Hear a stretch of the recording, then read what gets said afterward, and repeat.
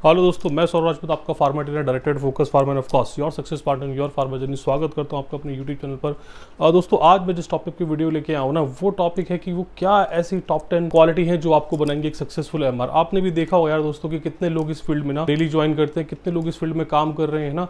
But आपने देखा होगा कुछ लोग ऐसे होते हैं कि जो बहुत कम टाइम में ना बहुत जल्दी सक्सेस ले लेते हैं, चाहे in terms of salary, in terms of position, in terms of power. और बहुत से कहीं ना मेडिकल वहाँ पे ऐसे होते हैं कि जो बेचारे कई कई सालों से ना वो मेडिकल रिप्रेजेंटेटिव ही बने रह जाते हैं। तो मैं आज आपको बताने वाला हूँ वो क्या ऐसी क्वालिटी है कि जो आप अपनी डे टू डे वर्किंग में, अपनी डे टू डे लाइफ में उतार के, है ना, अपनी day to day field working में उतार के आप भी बन सकते हो एक सक्सेसफुल एमआर। तो दोस्तों, अगेन मेरी आप सबसे रिक्वेस्ट है इस वीडियो के आखिर तक बने रहना, क्योंकि आज मैं आपको ना बहुत ही सॉलिड पॉइंट्स बताने वाला हूँ। इन पॉइंट्स को ना अपने डे टू डे लाइफ में वर्किंग में उतार के देखें दोस्तों, आपको डिफरेंस जरूर नजर आएगा। तो शुरू करते हैं आज का टॉपिक कि क्या वो ऐसी क्वालिटी है जो एक सक्सेसफुल एमआर में होनी चाहिए। तो अगर सबसे पहले मैं पॉइंट की बात करूँ ना दोस्तों, तो सबसे पहले जो एक सक्सेसफुल मेडिकल रिप्रेजेंटेटिव आपको बनाएंगे वो है आपका अटायर, आपकी ग्रूमिंग, है ना। अटायर मतलब आपका ड्रेसिंग सेंस कैसा है। देखिए दोस्तों, ये हम भी जानते हैं ना कि जैसे हम भी किसी डॉक्टर के चैम्बर पे जाते हैं तो सबसे पहला इंप्रेशन क्या है, सबसे पहले डॉक्टर किस चीज़ को देख रहा है, सबसे पहले ना डॉक्टर आपको देख रहा है। वो ये देख रहा है कि आपने किस तरह के कपड़े पहने हैं ना, आपने किस तरह का ग्रूमिंग अपनी की हुई है। देखिए दोस्तों, हमारे फील्ड में ना जो दिखता है वही बिकता है। तो सबसे पहले आपको खुद अच्छा दिखना पड़ेगा, आपकी कंपनी से पहले, आपके प्रोडक्ट से पहले सबसे पहले आपको खुद अच्छा दिखना पड़ेगा।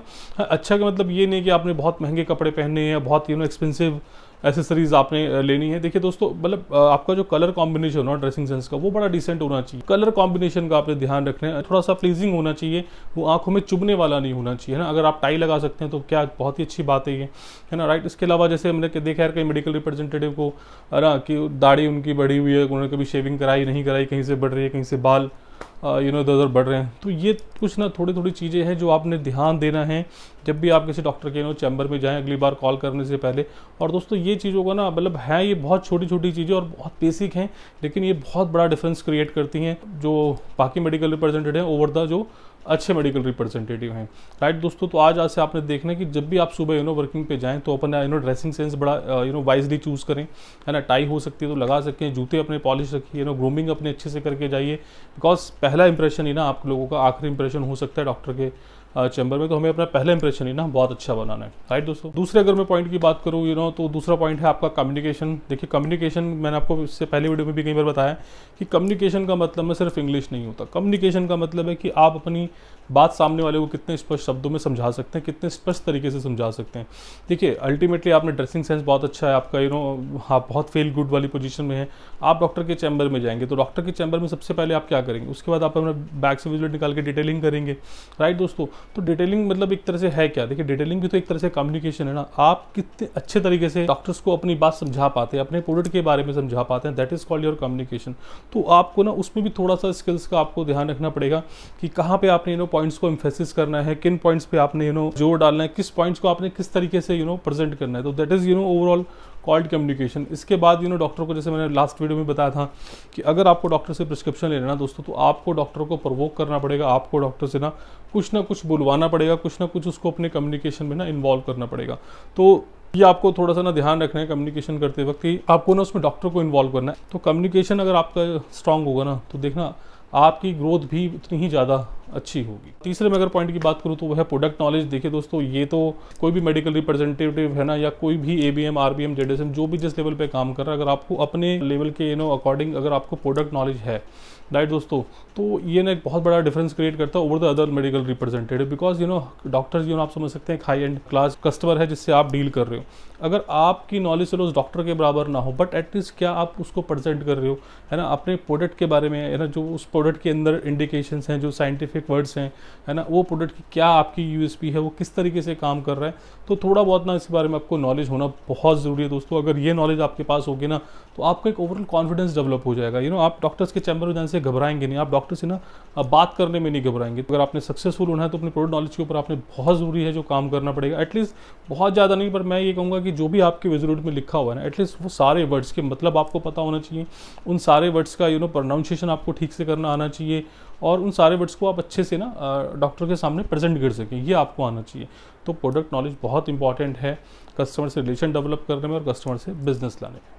चौथे अगर मैं पॉइंट की बात करूँ तो वो है कंप्यूटर नॉलेज। देखिए दोस्तों, आपको अपने प्रोडक्ट के बारे में नॉलेज है, अच्छा कम्युनिकेशन आपके पास है, बट आपको डॉक्टर्स को कहाँ हिट करना है, वो कहाँ हिट करना है वो आपको तभी पता चलेगा जब आपको पता होगा कि आपके कंपटीटर्स क्या कर रहे हैं। आपके कंपटीटर मार्केट में डॉक्टर्स को प्रिस्क्रिप्शन फोल्ड पे लाने के लिए वो किस तरह की एक्टिविटी कर रहे हैं, किस तरह से अपनी चीज़ों को वो प्रेजेंट कर रहे हैं ना। तो ये नॉलेज होना भी आपको बहुत ज़रूरी है अगर आपको मार्केट में सक्सेसफुल होना है।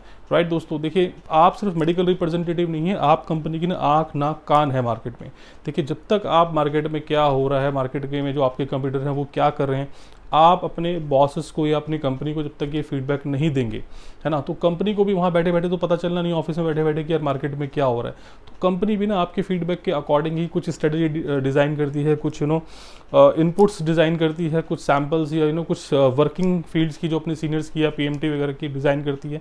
तो ये भी ना बड़ा इंपॉर्टेंट है एक सक्सेसफुल मेडिकल रिप्रेजेंटेटिव बनने के लिए कि आपको कंप्यूटर्स की नॉलेज भी होना बहुत ज़रूरी है। पांचवा पॉइंट में हमेशा से मेरा फेवरेट रहा है वो है RCPA। अगर आपको सक्सेसफुल एक मेडिकल रिप्रेजेंटेटिव बनना है दोस्तों तो RCPA आज से ही शुरू कर दो। जिस डॉक्टर के पास भी आप मिलने जा रहे हो, सबसे पहले आज से डिसाइड कर लो कि यार बिना RCPA के मैं डॉक्टर से नहीं मिलना। ठीक है, खास तौर से जो नए डॉक्टर्स हैं उनके लिए तो ये बहुत ही इंपॉर्टेंट है। देखिए RCPA के ना बहुत सारे फ़ायदे हैं, इसके लिए मैंने पूरा डिटेल में वीडियो बनाया हुआ, आप उस वीडियो को भी जाके चेकआउट कर सकते हैं कि RCPA क्या बेनिफिट हैं। यहाँ पे अगर मैं शॉर्ट में बात करूँ ना, तो देखिए जिस बंदे को RCPA करना आता है और जिस बंदे को RCPA की इंपॉर्टेंस पता है और जो बंदा RCPA करके जाएगा, मैं बता रहा हूँ उसकी सक्सेस रेशियो ना ऑलरेडी 70-80% वैसे ही बढ़ जाएगा। तो अगर आपने सक्सेसफुल मेडिकल रिप्रेजेंटेटिव बना ना दोस्तों, तो ये RCPA की आदत को ना ज़रूर अपनी day to day working life में उतारो। RCPA करके देखो, मैं फिर कह रहा हूँ आप लोगों को बहुत फ़ायदा होगा। छठे में एक और पॉइंट की बात करूँ तो एक सक्सेसफुल मेडिकल रिप्रेजेंटेटिव ना अपनी चीज़ों को प्लान करता है। देखिए दोस्तों, प्लानिंग की ना बड़ी इंपॉर्टेंस है हमारी वर्किंग में, कि हमें किस डॉक्टर से कितनी बार मिलना होता है ना, किस डॉक्टर को हमें कितने रिमाइंडर देने हैं, है ना, सुबह हमने उसको क्या इनपुट देनी है, क्या सैंपल देना है, ये ना सारी प्लानिंग हमें रात को बैठ के करनी चाहिए एक दिन पहले। मैंने देखा यार बहुत से मेडिकल रिप्रेजेंटेटिव सुबह उठते हैं, वो सुबह उठ के सोचते हैं आज हमें किस एरिया में जाना है, किस डॉक्टर को मिलना है, किस डॉक्टर को रिमाइंडर देना है। या बहुत से मेडिकल रिप्रेजेंटेटिव तो मैंने ऐसे देखे हैं दोस्तों कि उनके पास ना एक सेट ऑफ वर्किंग प्लान होता है, वो ना देखते भी नहीं है। उनको पता है यार कि मेरे को आज 12 डॉक्टर मिलने हैं, वो बैग उठाएंगे, वो 12 डॉक्टर से मिल के आ जाएंगे। उनका कोई ऑब्जेक्टिव नहीं होता दिन का, उनका कोई गोल नहीं होता दिन का, है ना। तो यहीं पे एक जो अच्छा मेडिकल रिप्रेजेंटेटिव है, जिसको अपने करियर में ग्रोथ लेनी है, जिसको अपनी सैलरी बढ़वानी है, जिसको अपनी पोजीशन में प्रमोशन लेनी है, वो मेडिकल रिप्रेजेंटेटिव क्या करेगा ना, वो एक दिन पहले वर्किंग को प्लान करेगा। वो ये देखेगा यार मुझे अच्छा ये 12 डॉक्टर तो मुझे करने बट इसके अलावा शायद मेरे को आज मैंने 2 डॉक्टर से बात की थी या उन्होंने मुझे कुछ प्रोडक्ट एडिशन करा है, मुझे उनको रिमाइंडर लगाना है ना, उनको कुछ इनपुट्स देने थे, कुछ गिफ्ट्स कंपनी से आए हुए हैं, कुछ उन्होंने सैम्पल की डिमांड करती है, वो मुझे देना है। तो प्लानिंग का ना बड़ा इंपॉर्टेंस है दोस्तों मेरे हिसाब से। तो अगर आपको एक सक्सेसफुल मेडिकल रिप्रेजेंटेटिव बनना है ना, तो मैं अपने कंपनी के लोगों को भी यही बताता हूँ और मैं खुद भी अपनी वर्किंग ना एक दिन पहले ही प्लान करता हूँ। तो ये बड़ा इंपॉर्टेंट है प्लानिंग वाला पार्ट, कि आप अपनी वर्किंग को एक दिन जरूर पहले प्लान कीजिए। सातवीं अगर मैं पॉइंट की बात करूँ ना, तो दोस्तों वो है फॉलोअप। देखिए दोस्तों, आपने अच्छा कॉल करा, आपने अच्छा अपना इंप्रेशन डॉक्टर के ऊपर जमा दिया, आपने अच्छे से डिटेलिंग कर ली, RCPA करके आपने बहुत अच्छी कर ली, डॉक्टर ने आपको कमिटमेंट भी कर दिया कि यार मैं तुझे प्रिस्क्रिप्शन दूंगा। यहीं पे ना आपका काम शुरू होता है। बहुत से सोचते लोग यहाँ पे काम खत्म, कि डॉक्टर ने प्रोडक्ट सेलेक्ट कर लिया कि मैं लिख दूंगा।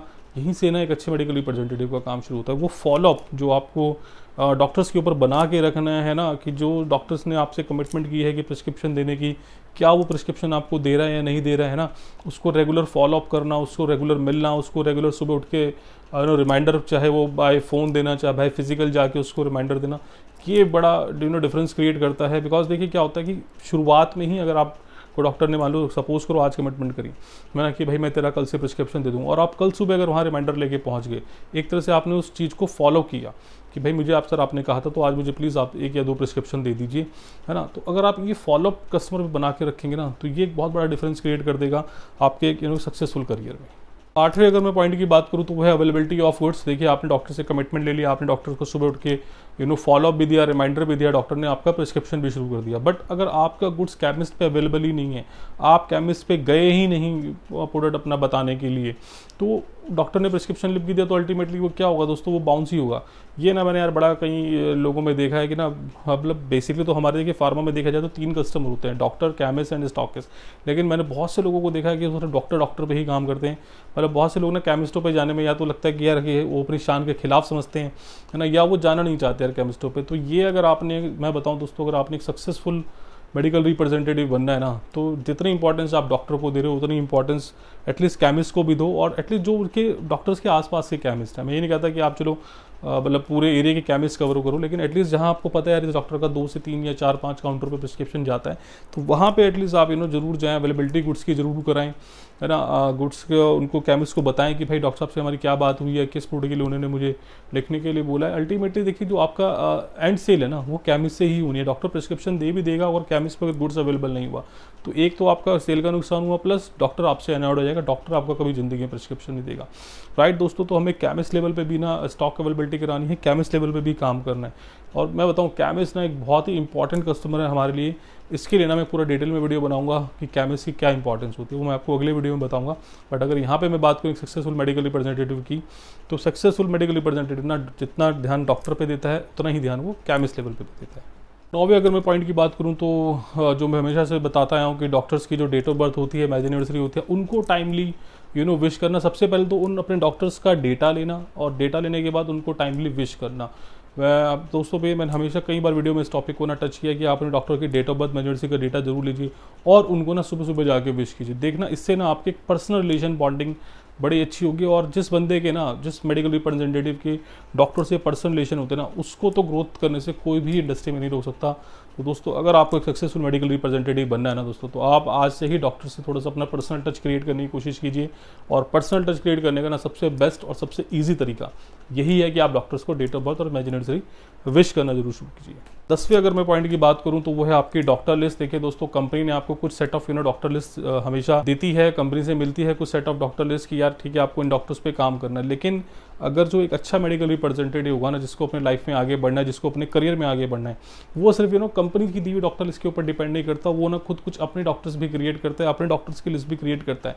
बिकॉज जो लोग मेरे फार्मा इंडस्ट्री में दोस्त काम कर रहे हैं ना, वो इस चीज़ को रिलेट कर पाएंगे कि अगर आपकी लिस्ट में 70, 80 या 100 डॉक्टर हैं, तो आपको ही पता है 100 के 100 डॉक्टर आपके प्रिस्क्राइबर नहीं होंगे। उसमें से कुछ ऐसे होंगे 10, 15, 20 की जो टॉप प्रिस्क्राइबर होंगे, है ना। फिर कुछ 20-25 ऐसे होंगे जो मीडियोकर होंगे, और कुछ 20-25 ऐसे होंगे शायद जो बहुत ही कम सेल दे रहे होंगे। लेकिन बाकी के रेस्ट ऑफ 50% डॉक्टर ऐसे होंगे जो बिल्कुल सेल नहीं दे रहे होंगे।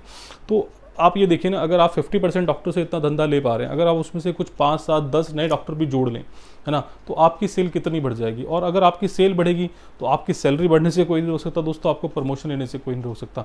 लेकिन वो डॉक्टर्स आएंगे कहाँ से दोस्तों? देखो, कंपनी ने एक सेट ऑफ लिस्ट दे दी, वो अच्छी बात है कि आप उसको काम कर रहे हो, उसको फॉलो कर रहे हो।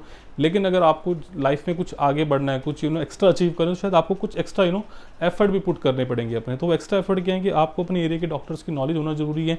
अपने डॉक्टर्स की लिस्ट को रेगुलर अपडेट करते रहें, अपने एबीएम के साथ बैठें, आरबीएम के साथ बैठें, है ना, उनसे डिस्कस करें। अगर आपको लग रहा है कि यार कुछ आपको डॉक्टर्स को लेकर डाउट लग रहा है, या कुछ आपको लग रहा है कि कुछ आपको चेंजेस करने की जरूरत है, बिकॉज अल्टीमेटली ये आपका करियर है, आपको ग्रोथ करनी है दोस्तों, है ना। तो और मेरे को लगता नहीं यार कोई भी सीनियर आपका इस काम के लिए मना करेगा अगर आप कुछ अच्छा काम करने की कोशिश करें। तो दोस्तों अपने एरिया की नॉलेज होना, अपने डॉक्टर लिस्ट को अपडेट करना भी एक काम है सक्सेसफुल मेडिकल रिप्रेजेंटेटिव का, है ना। तो ये आप करके देखिए दोस्तों, इससे आपको बड़ी हेल्प मिलेगी। तो दोस्तों कोशिश करिए यार मैंने इस छोटे से वीडियो में ना बताने की कि एक सक्सेसफुल मेडिकल रिप्रेजेंटेटिव की क्या ऐसी टॉप 10 क्वालिटी होती है। होप आपको इस वीडियो से काफ़ी फायदा मिलेगा।